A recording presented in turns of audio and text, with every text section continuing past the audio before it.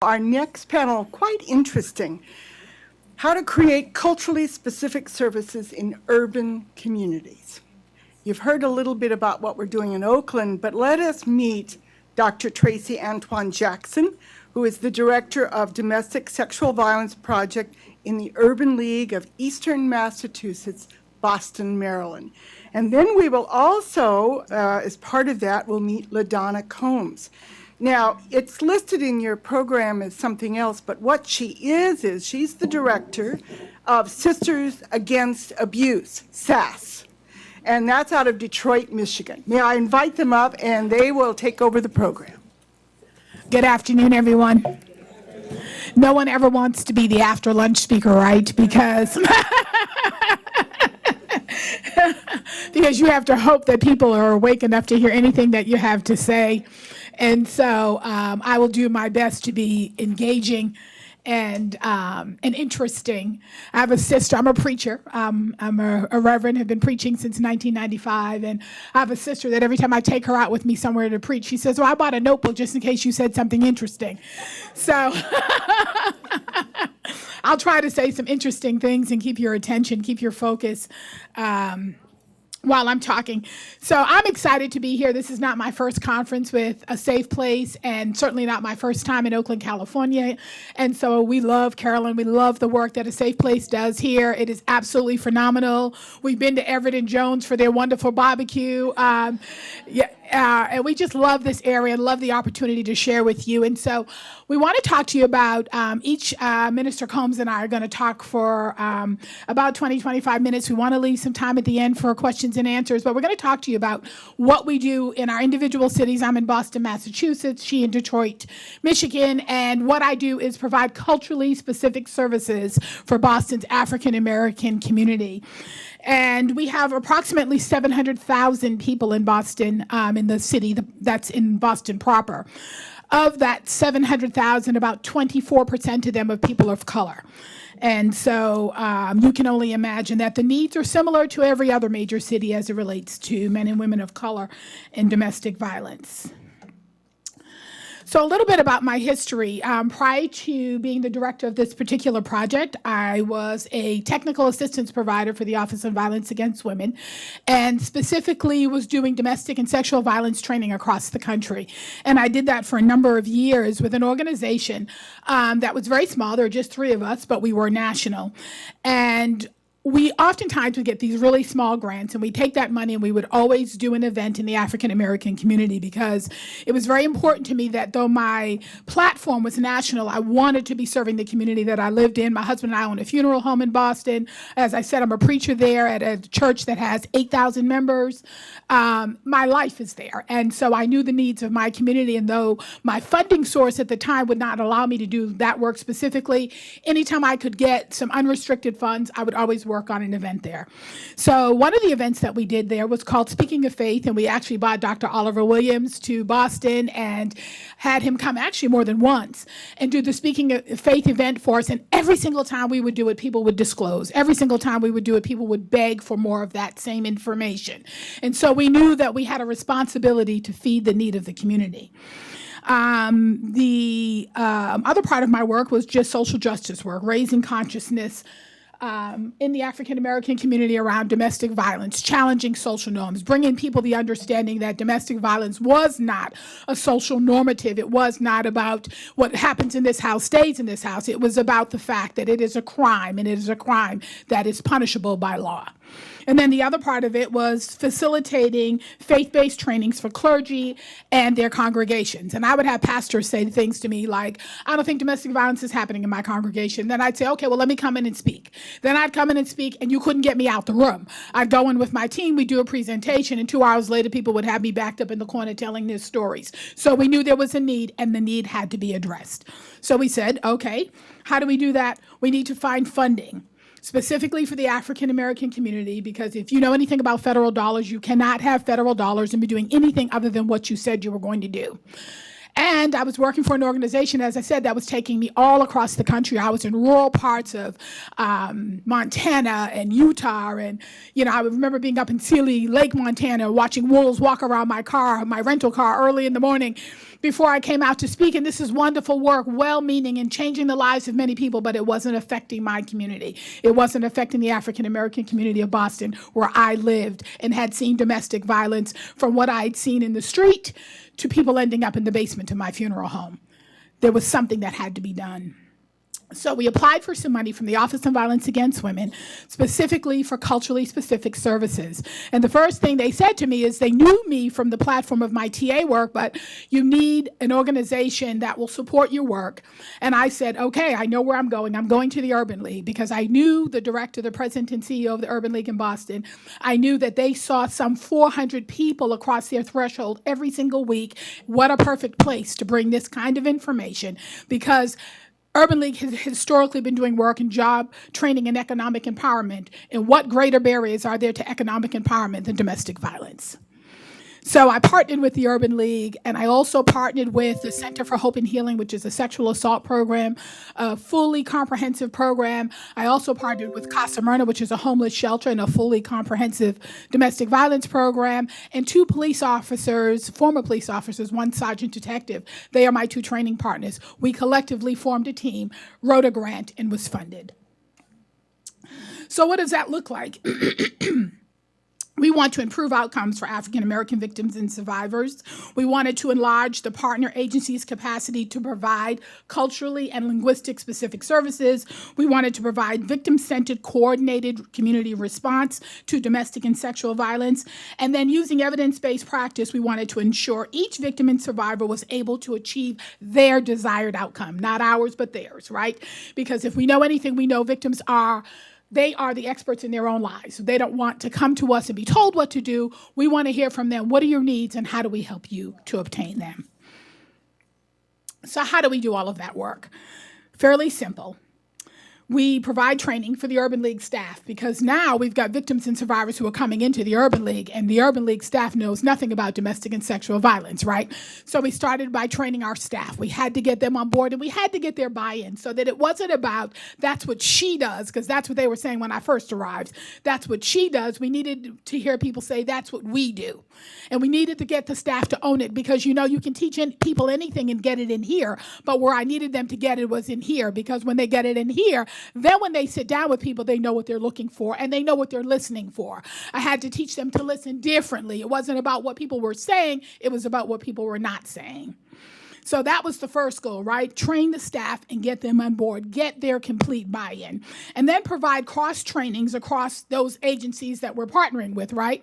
Because we all work in our little silos and we know nothing about what anyone else is doing, and it's important that we collectively are speaking the same language. We can't say we're victim-centered or that we want to work for the best outcome for a victim if, in fact, we're not all focused on the same thing. So we started cross-training with one another. Then we started providing cultural competency and domestic violence training for student attorneys at Northeastern University. And I know you're thinking to yourself, what do they have to do with anything? They are first responders. They're in our courtrooms in Dorchester and Roxbury, which is part of Boston's inner city, and they are providing legal counsel. And in more than not, the instances, they are actually going before the judge with victims and survivors.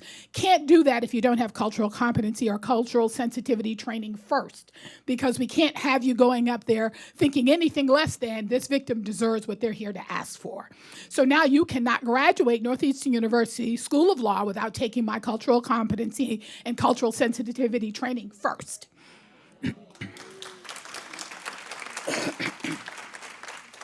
And then again, in thinking about first responders, we said, the police academy, right? I work very closely and have for many years with our police commissioner. What we knew was happening is the same thing that's happening in many other cities around the world is that the police arrive on the scene. They don't necessarily know what trauma looks like in the African-American community. And so there would be these dual arrests or people's children getting taken away. And I was getting all kind of phone calls in the middle of the night, and people were frustrated and tired. And then you've got victims who won't report and who won't call the police. So we said, okay, this isn't working either. We're going to the police academy, and we're going to start training police cadets. You cannot graduate the Boston Boston Police Academy without taking cultural competency and cultural sensitivity training with Reverend Antoine. That has to happen before you graduate. And then we wanted to train faith leaders. Why? Because we know that victims and survivors are 5 times more likely to go to a faith leader in an instance of domestic or sexual violence than all other service providers combined. We also know that men who are mandated by the court system are not nearly as likely as men who are encouraged by a faith leader to complete a batterer's intervention program. Your faith leader has great influence, and we need them to use their influence to make a difference in the lives of victims and survivors. We need faith communities, congregations to get on board with domestic violence training so that they can provide the information to victims and survivors when they come. And then not just praying for people, because we're not diminishing the power of prayer. I'm a preacher, that I know all about the power of prayer. But there are some clinical needs that people have got to address, as the Castillo spoke about earlier, that have to be addressed, and we can't keep ignoring it. You know, I was doing a faith training at one of the congregations at a larger church in Boston, and I asked the question, if a woman who was sexually assaulted, if the first place she could get to was your church, and she walked in your church on a Sunday morning and said, I've just been sexually assaulted, I need someone to help me, what would you do? Now, this is in our Black Ministerial Alliance is hosting this meeting, so you've got a room full of pastors. And one of them raised his hand and said, well, you know, the first thing we would do is get her to the altar and pray for her. I said, re-victimization, more trauma. Because by the time you lay hands on her and hoop and holler over her, now she's really been traumatized. The last thing a victim of sexual assault wants is for you to touch her. And so that, you know, and I'm not picking on anyone. It's just to say they don't know. And we understand that you don't know, but now you need the education. Because once you know better, hopefully you can do better. And then finally, there was the consciousness raising and community education for local domestic violence shelters and programs, and then most recently, state and local prisons. We also do events that we host very frequently in hair salons. Why hair salons? Well, that's where Black women go. We like the hair salon. We spend a lot of time there. Going to the hair salon is not just about getting your hair done. It's a social event. We order food. We talk for hours. We have real conversations about a lot of life issues. And so actually, just before I left Boston over this past weekend, we did an event at one of the local hair salons. There was standing room only in the space because we call them sister circles. We're not talking about it in the context of domestic violence because then some people are not going to show up. But when you call it sister circles and you put something out on Facebook, people come and we feed them and we take care of them and we have real good conversations about relationships that lend themselves to talking about domestic violence, that lend themselves to talking about sexual violence. That's what culturally specific services looks like. It means taking the need of the community and doing whatever you have to do to meet that need. Does that make sense?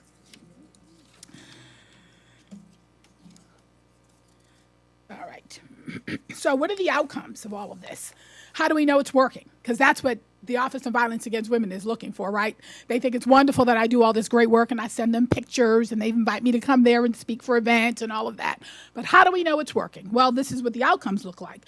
We know that in Massachusetts, we've had a 22% increase in the numbers of victims and survivors in the African American community that are reporting. We know that we've had an increase in the number of restraining orders obtained. We know that we've had an increase in the numbers of victims and survivors who are completing programming at Urban League. We know that we have created culturally specific resources for victims and survivors. We've had an increased number in the number of faith leaders who can, in a way that is useful, respond to the questions and the concerns of victims and survivors. That's including the crisis of faith that's happening for them that Dr. Williams spoke about this morning, because victims and survivors are always having a crisis of faith. Even people who do not consider themselves spiritual, in the minute they face trauma, want to know where God is and what's happening to them. We know that we've had an increase in the number of congregations that are creating domestic violence programming within their churches.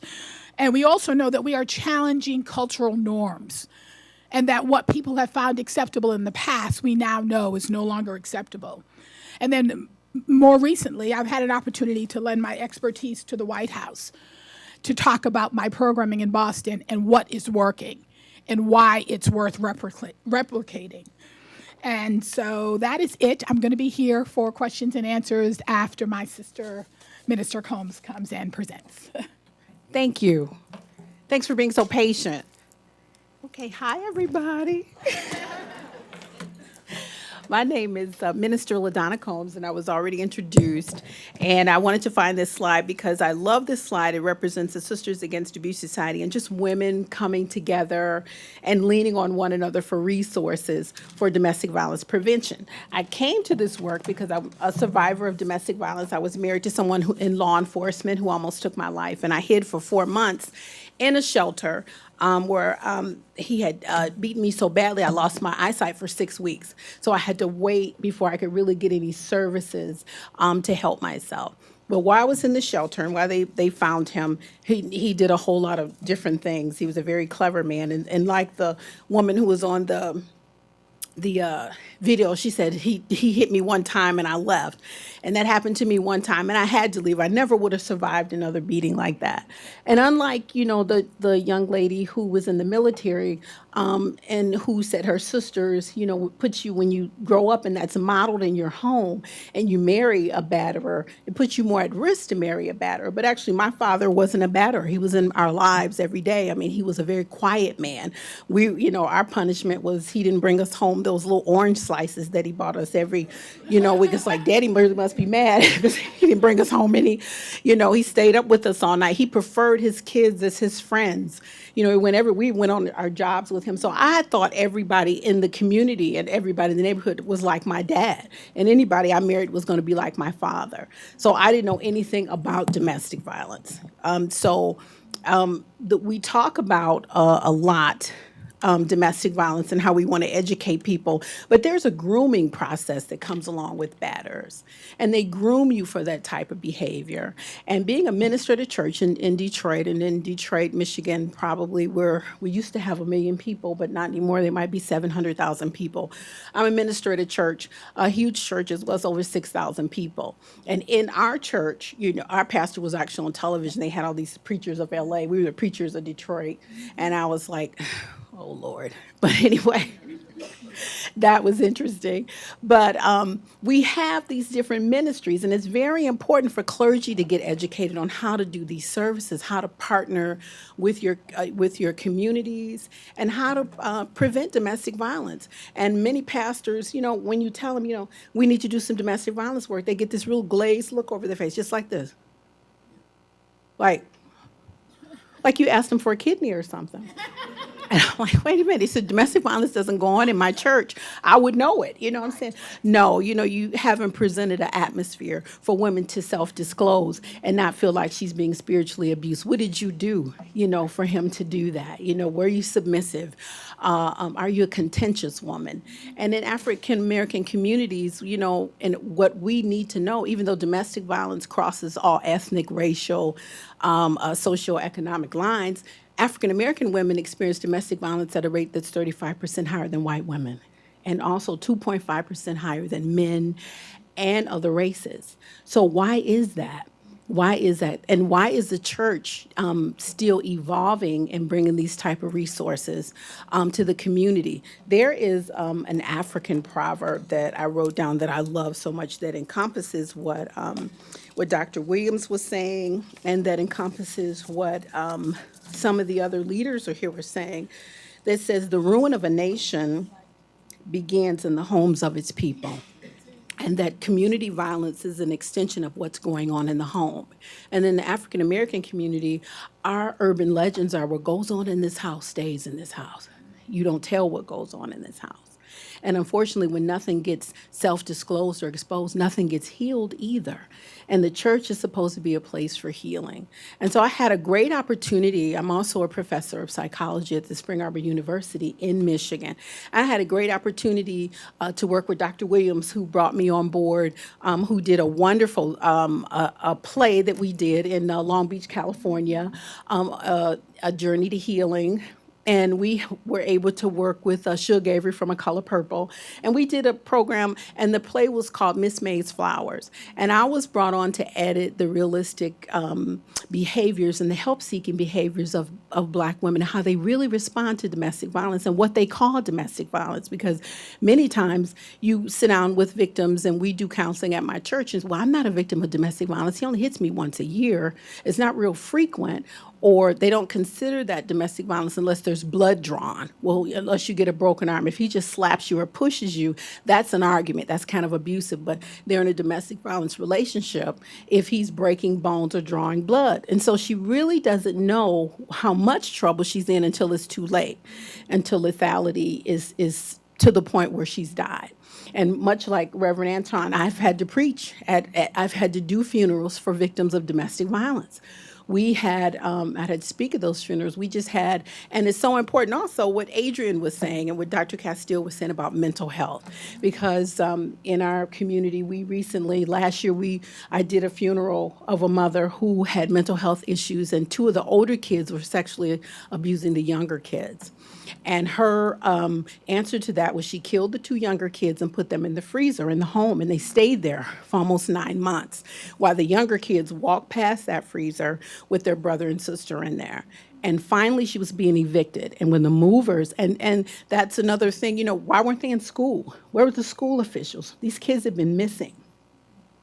So, I mean, it's a whole community response. But she was evicted, and because the freezer was so heavy, they opened the freezer, and there were the children in the freezer and had been there. And I had to help do that funeral. And we just had another problem in Dearborn, Michigan, where a man, his pastor, encouraged his daughter to be with this man. And he had got out of prison, and he killed all 4 of their children.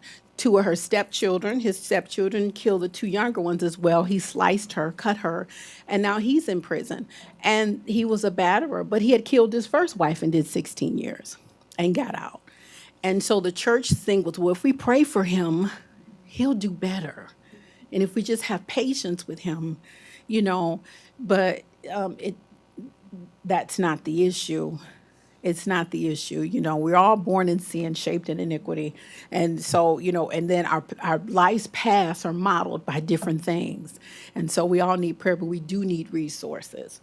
And so we do, in our church, we created the Sisters Against Abuse Society. And so I travel the country talking to first ladies, because once first ladies in our churches, pastors' wives, find out the work we're doing, they call us in and they say, we have this problem. I don't know how to address it. What am I going to do about it? We're having couples counseling, and we know as professionals, couples counseling doesn't work because she can't really self-disclose what's going on in the home, and you're putting her more at risk for lethality. You have to separate them, and you're going to have to create a program that really works in your church. And you have to find people who are passionate. The church is the first responder for the African American community. I mean, historically, we didn't go to the psychiatrist. Number one, we couldn't afford it. Then we couldn't trust it. And in the church, if you go get psychological help, you're not saved, you have no faith, you're ostracized, you're stereotyped as, well, what do you. And then the church doesn't like psychologists, and the psychologists won't work with the church. And then they've got all these, isms and schisms, because she's telling the pastor, where we were talking about Tracy, where he's not really nice to me. And so he says, well, let's pray. But she's telling the community resource provider, well, he called me a bitch.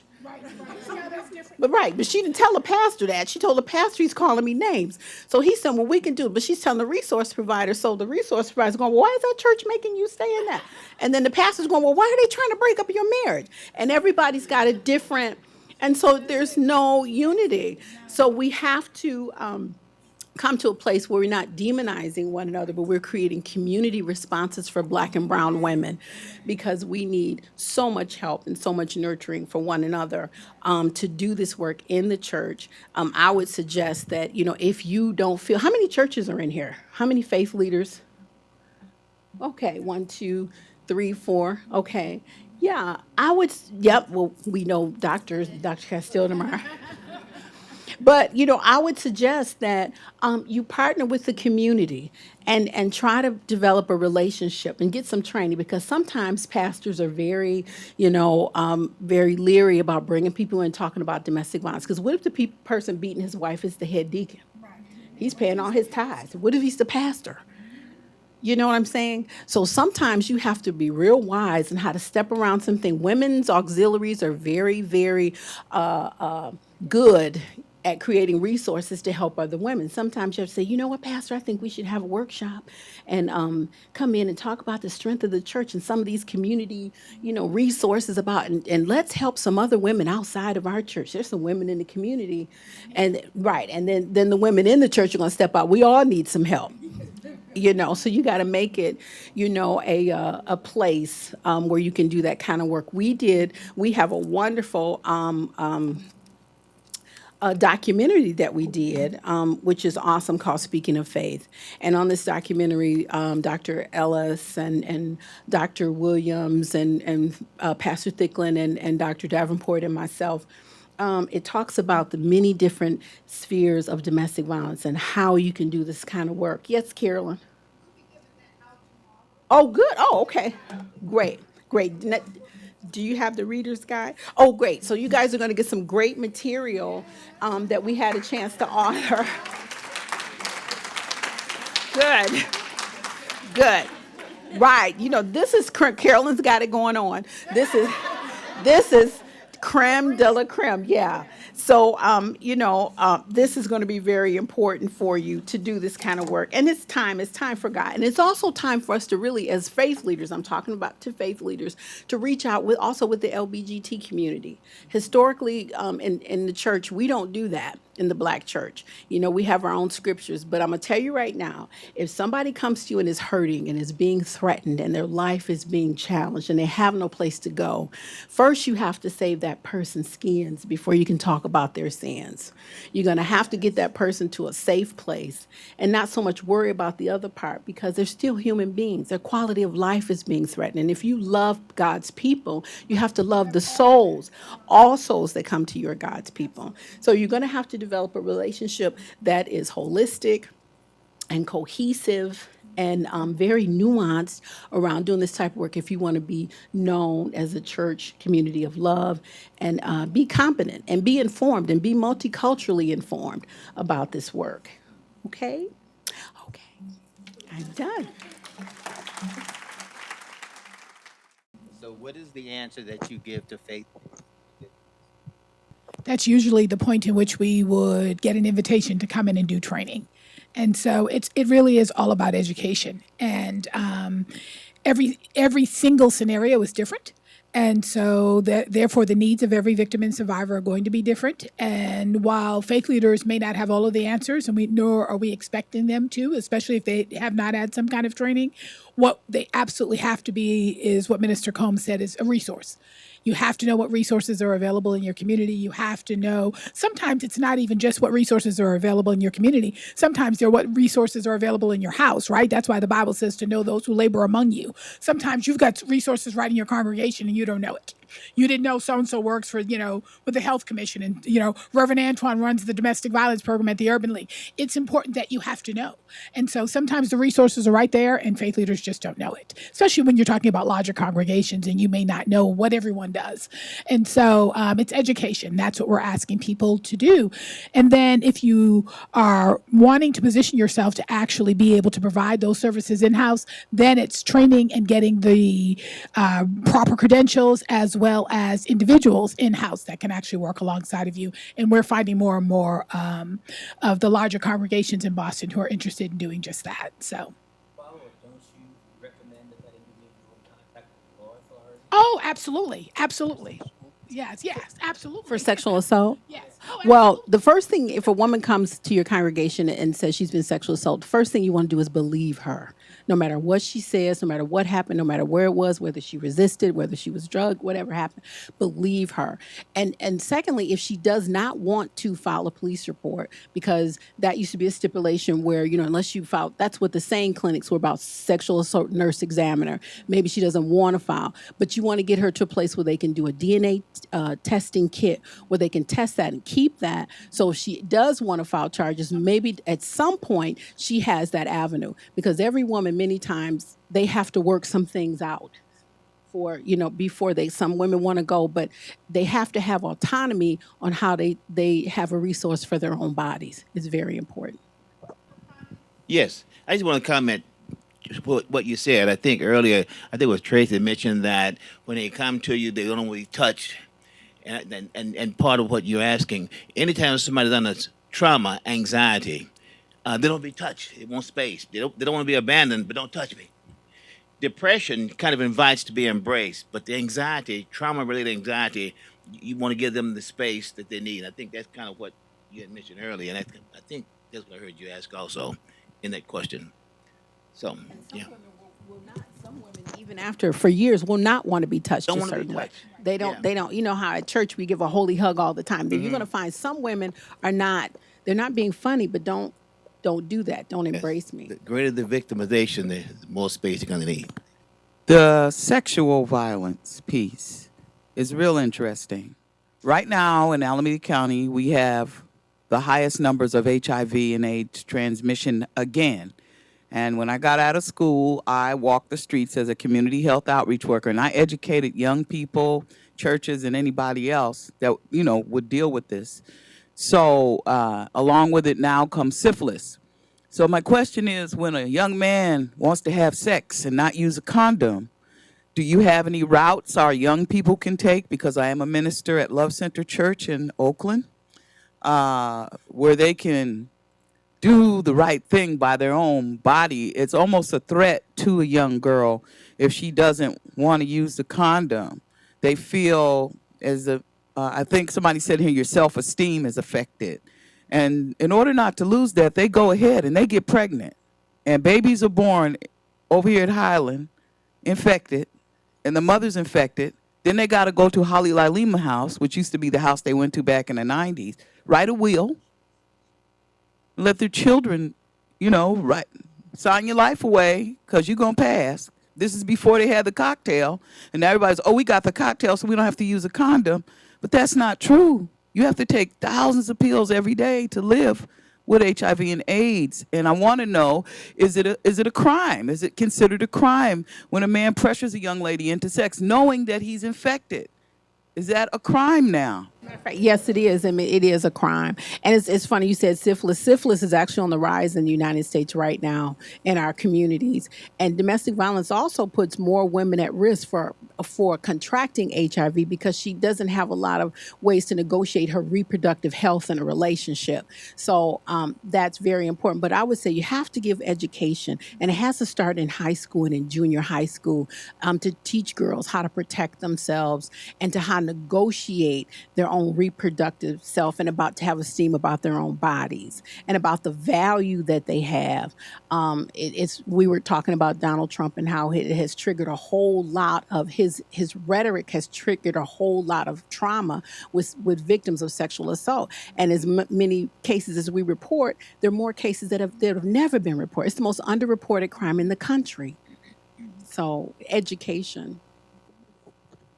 And I would just take it a step further to say that it's education that starts even before junior high school, because we used to say junior high and high school, right? And now when we're training advocates in Boston who are advocates at the various shelters and MSWs, we're telling them that more importantly, it has to start at home. Because everything that developmentally about who I am and who I see myself being and how I see my self-worth starts at what I learn at home, not when I get to middle school. If I haven't gotten it by then, we're in trouble. And so, and Sunday schools, that's another reason churches are perfectly placed to do the work. Most churches have Christian education or Sunday school. We have an opportunity there to educate our children. We have an opportunity there to educate our entire community. I'm a student and an extended day middle school instructor, so that's a really important point. A lot of students that I do work with sixth graders, so a lot of students that make it to sixth grade, it's already they're in the middle of dealing with those things. It's not at the beginning. But my question is surrounding law enforcement.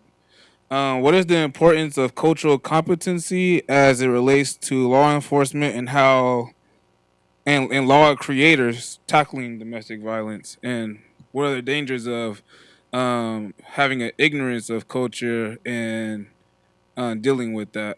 One of the reasons that we started doing this work in Boston is because we had an influx of candidates, cadets coming into our police department from communities surrounding Boston's inner city who knew nothing about people of color except what they saw on television. And so women of color in their minds represented what they saw on the Real Housewives of Atlanta. And the instances of dual arrests were insane. The instances of women losing their children were insane. The instances of those situations escalating and there being fatalities were absolutely insane. And together with our police commissioner, we said, you know what, we've got to do something. This is not working. And so we decided that cultural competency training was important because you cannot come into a community where you know nothing about that community or its people and then decide what's best for them. I had people calling me in the middle of the night saying things like the officers were here and they left, but they made me leave my child behind with the batterer. Wow. It happened. And so that, it doesn't work. And the danger is if we don't do it, then we find ourselves with many instances of that happening. So rather than it being something that was happening occasionally, it became something that happened all the time. And so it's wonderful. Everybody, if you get on the Boston Police Department, you want to work in Dorchester, Roxbury, Mattapan. That's the inner city. It's where all the action is. But you have to know the community you're serving. It's not enough just to want to be there. This is not TV. Nobody's going to yell cut at the end of the scene. These are people's lives we're talking about. And so we had to ensure that they had a certain, and again, can we change everything? No. Can we change all of their biases? No. Can we manipulate the heart to love people that we don't want to love or to respect people we don't want to respect? No. But we can provide that sensitivity training. And then if there is an incident, our commissioner can go back and his team and say, you know what happened here? Because one of the things that happens in Boston, Massachusetts that isn't happening in many other cities around the world is that, our officers are trained that they cannot respond in any situation with their guns drawn.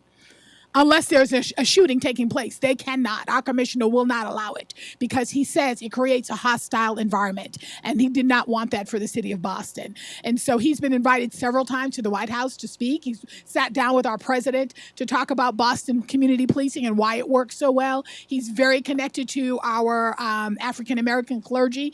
As I said, I meet with him all the time. We spend so much time working together. When I go back home, I'm hosting a domestic violence vigil, and he's the keynote speaker. So it's necessary. It is necessary to get his buy-in because with his buy-in comes the buy-in of the whole police department.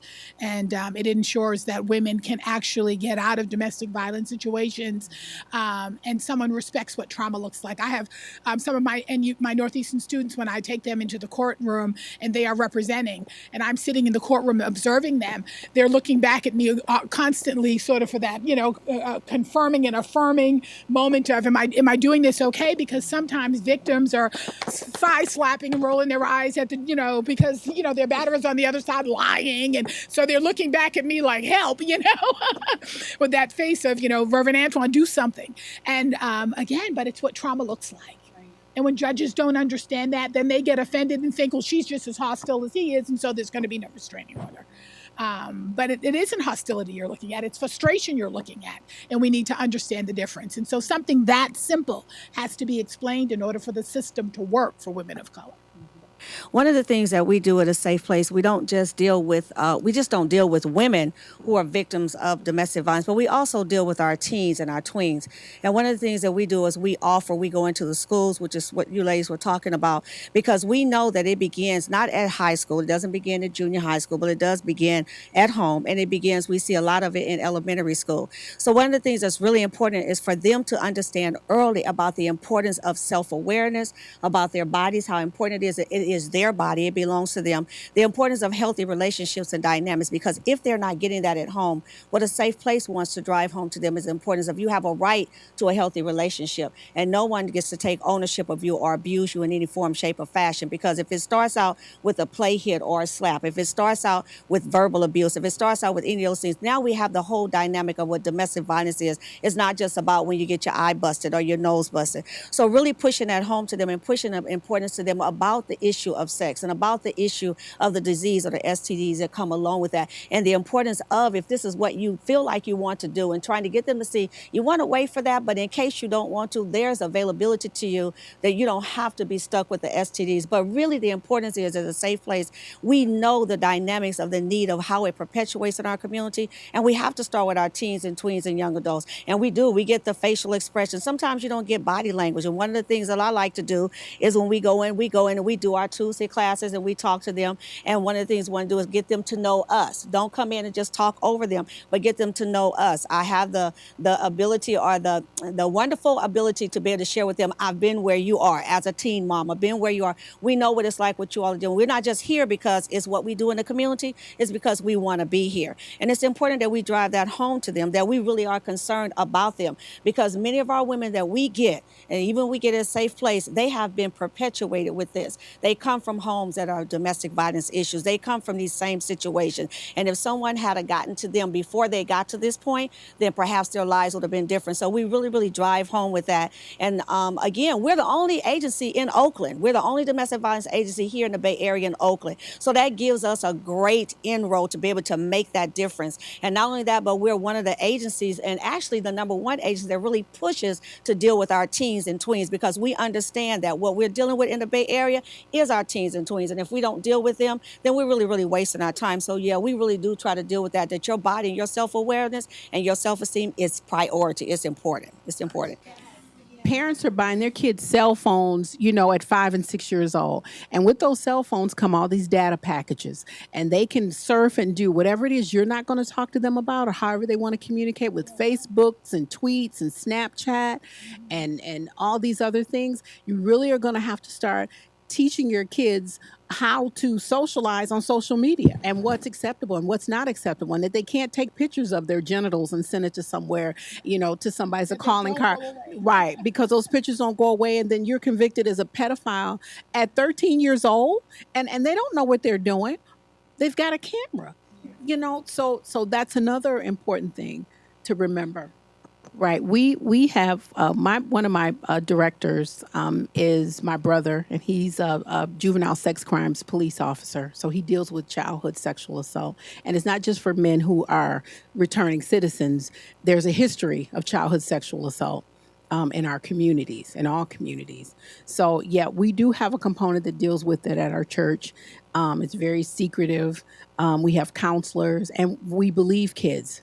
Sometimes kids don't have the language, but sometimes they'll tell you, they'll act out, they'll say some things. And so, yes, what we do believe them, and we do offer them. And churches have to begin to do more of that kind of work for hope, help, and healing for the community. I'm the president of the board of Centerforce, which works with formerly incarcerated individuals. We helped write the legislation in California, which allowed the use of condoms in the prisons, which the governor vetoed the first time, but signed on the second go-around.